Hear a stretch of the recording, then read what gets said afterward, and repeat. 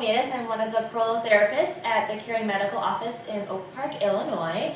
And we get a lot of questions about TMJ syndrome, which is the temporomandibular joint, which is just the joint of your jaw. And often called like TMJ, this syndrome is basically people that have pain in their jaw, maybe difficulty chewing, like really chewy breads or steak or foods of that nature. Maybe they get a lot of clicking or popping. And oftentimes, by the time we see patients, they've tried everything. They've tried the splints, they've tried the night guards, they've tried dental work, pain meds, cortisone shots even, and nothing seems to have worked long term. And so in many of those cases, by the time patients get to us and they've failed everything else, we do an evaluation, and we actually have a really high success rate using Prolotherapy to treat TMJ disorder, which is where we do injections in the ligaments and capsule of the TMJ joint to basically stimulate the body to repair itself and strengthen those ligaments, kind of rebuild this joint as a whole for stability and strength.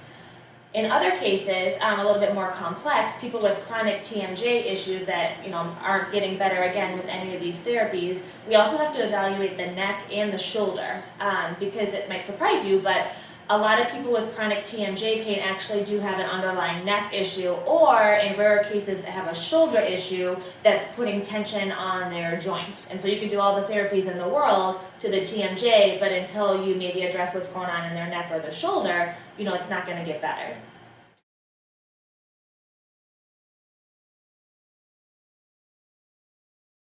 Sure. So if based off of the patient's history and physical exam, we suspect that there could be a neck component, oftentimes we'll order what's called a digital motion x-ray, or a DMX, which is actually what I'm standing in front of right now.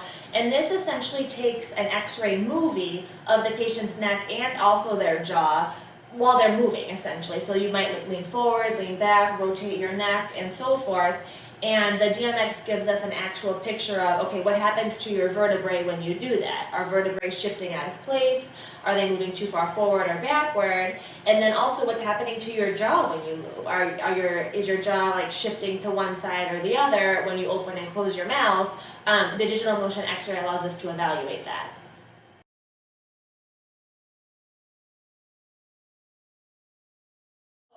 It depends. So if it is just a straightforward TMJ, oftentimes we can resolve those maybe in like 4 to 6 treatments or so. If the neck is involved or the shoulder, it may take more or less treatments based on the pathology that we find there.